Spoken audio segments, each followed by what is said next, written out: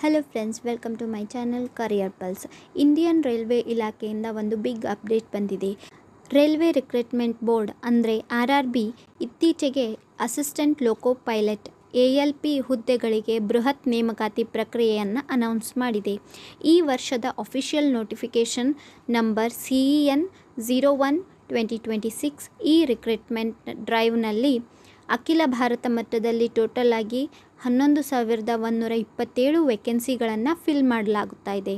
ನೀವು ಏನಾದರೂ ಟ್ರೈನ್ ಓಡಿಸುವ ಪೈಲಟ್ ಆಗಬೇಕು ಅನ್ನೋ ಕನಸು ಕಂಡಿದ್ದರೆ this is the perfect time to start your preparation. ಈ ನೇಮಕಾತಿಯ ಎಲ್ಲ ವಿವರಗಳನ್ನು ತಿಳಿದುಕೊಳ್ಳೋಣ. ವಿಡಿಯೋವನ್ನು ಕೊನೆವರೆಗೂ ಸ್ಕಿಪ್ ಮಾಡದೆ ನೋಡಿ.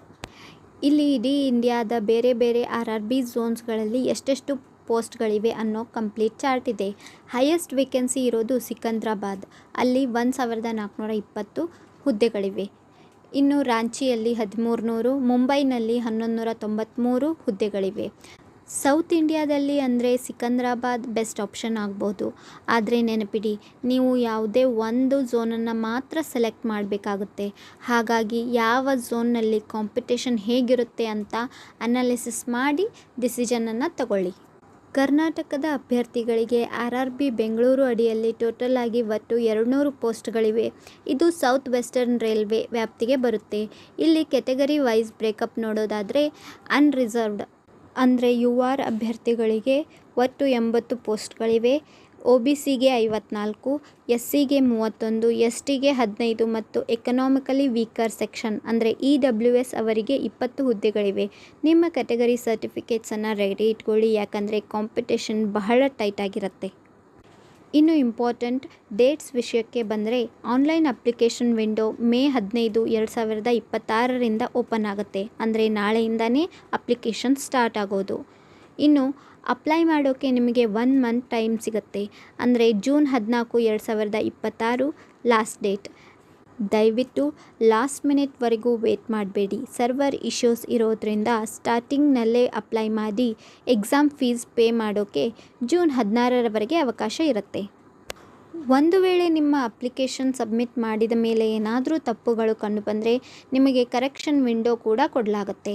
ಇದು ಜೂನ್ 17ರಿಂದ ಜೂನ್ 26ರವರೆಗೆ ನೀವು ಎಡಿಟ್ ಮಾಡಬಹುದು.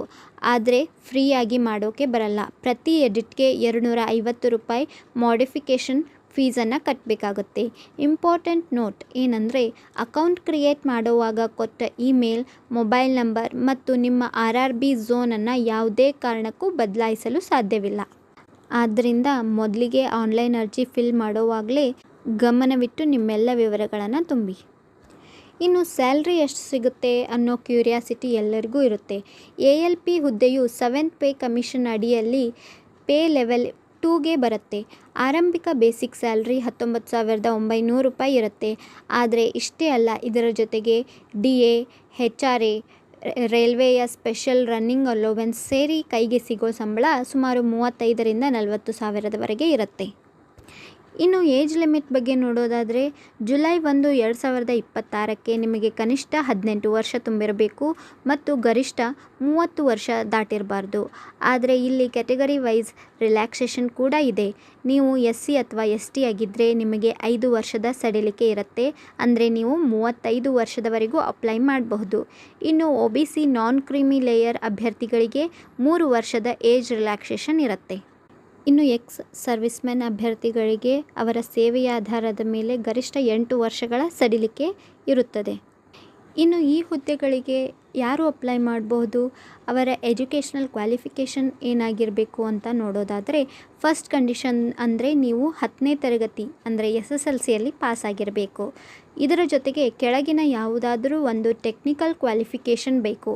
ಅಂದರೆ ಸಂಬಂಧಪಟ್ಟ ಟ್ರೇಡ್ನಲ್ಲಿ ITI ಮುಗಿಸಿರಬೇಕು ಅಥವಾ ಆ್ಯಕ್ಟ್ ಅಪ್ರೆಂಟಿಶಿಪ್ ಮಾಡಿರಬೇಕು ಅಥವಾ ಎಂಜಿನಿಯರಿಂಗ್ನಲ್ಲಿ 3 ವರ್ಷದ ಡಿಪ್ಲೊಮಾ ಮಾಡಿರಬೇಕು ಅಥವಾ ನೀವು ಎಂಜಿನಿಯರಿಂಗ್ ಪದವೀಧರರಾಗಿದ್ದರೆ ಅಂದರೆ BE, BTech ಆಗಿದ್ದರೆ ಕೂಡ ಈ ಹುದ್ದೆಗೆ ಅರ್ಜಿ ಸಲ್ಲಿಸಲು ಎಲಿಜಿಬಲ್ ಇರ್ತೀರಿ. ಪ್ಯೂರ್ ಸೈನ್ಸ್ ಡಿಗ್ರಿ ಅಥವಾ ಆರ್ಟ್ಸ್ ಡಿಗ್ರಿ ಮಾಡಿದವರಿಗೆ ಇಲ್ಲಿ ಅವಕಾಶ ಇರೋಲ್ಲ. ರೈಲ್ವೆ ಪೈಲಟ್ ಕೆಲಸ ಅಂದರೆ ಬಹಳ ಜವಾಬ್ದಾರಿಯುತವಾದದ್ದು. ಹಾಗಾಗಿ medical fitness must and should. ಇಲ್ಲಿ A1 ಮೆಡಿಕಲ್ ಸ್ಟ್ಯಾಂಡರ್ಡ್ ಇರಲೇಬೇಕು. ನಿಮ್ಮ ದೃಷ್ಟಿ ಸಾಮರ್ಥ್ಯ ಅಂದರೆ ವಿಷನ್ ಯಾವುದೇ ಕನ್ನಡಕವಿಲ್ಲದೆ 6/6 ಇರಬೇಕು. ಕಲರ್ ಬ್ಲೈಂಡ್ನೆಸ್ ಅಂದರೆ ಬಣ್ಣಗಳನ್ನು ಗುರುತಿಸಲು ತೊಂದರೆ ಇರೋರು ಈ ಹುದ್ದೆಗೆ ಅನ್ಫಿಟ್ ಆಗ್ತಾರೆ. ಇನ್ನು ಮೇಜರ್ ಪಾಯಿಂಟ್ ಅಂದರೆ ನೀವು ಕಣ್ಣಿಗೆ ಲೇಸಿಕ್ ಸರ್ಜರಿ ಮಾಡಿಸ್ಕೊಂಡಿದ್ರೆ ಅಥವಾ ಯಾವುದೇ ಲೇಸರ್ ಟ್ರೀಟ್ಮೆಂಟ್ ಪಡೆದಿದ್ದರೆ ದಯವಿಟ್ಟು ಅಪ್ಲೈ ಮಾಡಬೇಡಿ, ಏಕೆಂದರೆ ಮೆಡಿಕಲ್ ಟೆಸ್ಟ್ನಲ್ಲಿ ನಿಮ್ಮನ್ನು ರಿಜೆಕ್ಟ್ ಮಾಡ್ತಾರೆ. ಇನ್ನು ಅಪ್ಲಿಕೇಶನ್ ಫೀಸ್ ವಿಷಯಕ್ಕೆ ಬಂದರೆ ಜನರಲ್ ಮತ್ತು OBC ಅವರಿಗೆ 500 ರೂಪಾಯಿ ಇರುತ್ತೆ. ನೀವು ಫಸ್ಟ್ ಎಕ್ಸಾಮ್ ಅಂದರೆ CBT 1 ಅಟೆಂಡ್ ಮಾಡಿದ ಮೇಲೆ ನಿಮಗೆ 400 ರೂಪಾಯಿ ನಿಮ್ಮ ಅಕೌಂಟ್ಗೆ ವಾಪಸ್ ಬರುತ್ತೆ. ಇನ್ನು SC ST ವುಮೆನ್ ಕ್ಯಾಂಡಿಡೇಟ್ಸ್ ಮತ್ತು ಎಕ್ಸ್ ಸರ್ವಿಸ್ಮೆನ್ ಅವರಿಗೆ ಫೀಸ್ ಕೇವಲ 250 ರೂಪಾಯಿ. ಇವರು ಎಕ್ಸಾಮ್ ಬರೆದ ಮೇಲೆ ಇವರಿಗೆ ಇಡೀ 250 ರೂಪಾಯಿ ರಿಫಂಡ್ ಆಗುತ್ತೆ. ಆದರೆ ನೆನಪಿಡಿ, ನೀವು ಎಕ್ಸಾಮ್ ಬರೆಯಲೇಬೇಕು, ಇಲ್ಲದಿದ್ದರೆ ರಿಫಂಡ್ ಆಗಲ್ಲ. ಇನ್ನು ಈ ನೇಮಕಾತಿಯಲ್ಲಿ ಟೋಟಲ್ ಆಗಿ 5 ಸ್ಟೇಜಸ್ ಇವೆ. ಕನ್ಫ್ಯೂಸ್ ಆಗಬೇಡಿ, ನಾನು ಕ್ಲಿಯರಾಗಿ ಇಲ್ಲಿ ಎಕ್ಸ್ಪ್ಲೇನ್ ಮಾಡಿದ್ದೀನಿ.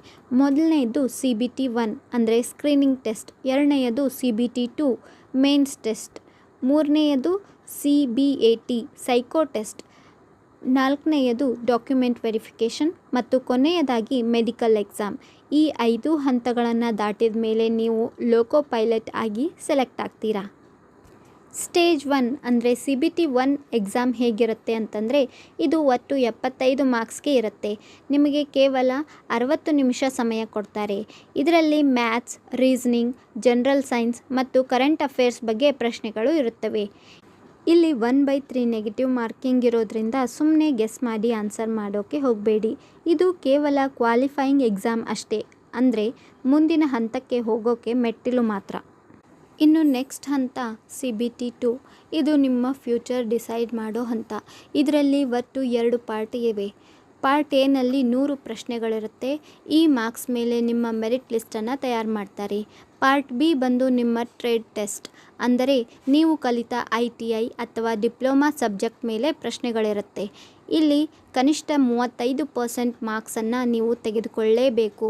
ಇಲ್ಲದಿದ್ದರೆ ನಿಮ್ಮ ಪಾರ್ಟ್ ಎನಲ್ಲಿ ಎಷ್ಟು ಮಾರ್ಕ್ಸ್ ತೊಗೊಂಡ್ರೂ ಯೂಸ್ ಆಗಲ್ಲ. ಇನ್ನು ಮೂರನೇ ಹಂತ CBAT ಅಂದರೆ ಕಂಪ್ಯೂಟರ್ ಬೇಸ್ಡ್ ಆಪ್ಟಿಟ್ಯೂಡ್ ಟೆಸ್ಟ್.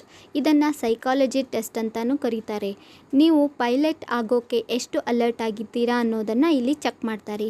ಈ ಪರೀಕ್ಷೆಯಲ್ಲಿ 5 ವಿಭಿನ್ನ ಟೆಸ್ಟ್ ಬ್ಯಾಟ್ರಿಗಳು ಇರುತ್ತೆ. ಇಲ್ಲಿ ಪ್ರತಿಯೊಂದರಲ್ಲೂ ನೀವು 42T ಸ್ಕೋರ್ ಪಡಿಲೇಬೇಕು. ಇಲ್ಲಿ ನೆಗೆಟಿವ್ ಮಾರ್ಕಿಂಗ್ ಇರಲ್ಲ, ಬಟ್ ಎಕ್ಸಾಮ್ ಕೇವಲ ಇಂಗ್ಲೀಷ್ ಮತ್ತು ಹಿಂದಿಯಲ್ಲಿ ಮಾತ್ರ ಇರುತ್ತೆ. ಒಂದು ಗುಡ್ ನ್ಯೂಸ್ ಏನಂದರೆ CBT 1 ಮತ್ತು CBT 2 ಪರೀಕ್ಷೆಗಳನ್ನು ನೀವು ಕನ್ನಡದಲ್ಲೇ ಬರೆಯಬಹುದು. ರೈಲ್ವೆ ಇಲಾಖೆಯು ಪ್ರಾದೇಶಿಕ ಭಾಷೆಗಳಿಗೆ ಆದ್ಯತೆ ನೀಡ್ತಿರೋದ್ರಿಂದ ಕನ್ನಡ ಮಾಧ್ಯಮದಲ್ಲಿ ಓದಿದವರಿಗೆ ಇದು ತುಂಬ ಹೆಲ್ಪ್ ಆಗುತ್ತೆ. ಅಪ್ಲಿಕೇಶನ್ ಹಾಕುವಾಗ ಲ್ಯಾಂಗ್ವೇಜ್ ಕಾಲಮ್ನಲ್ಲಿ ಕನ್ನಡವನ್ನೇ ಚೂಸ್ ಮಾಡಿ. ಇದರಿಂದ ನಿಮಗೆ ಕನ್ನಡದಲ್ಲಿ ಎಕ್ಸಾಮ್ ಬರೀಲಿಕ್ಕೆ ಅವಕಾಶವನ್ನು ಕೊಡಲಾಗುತ್ತೆ.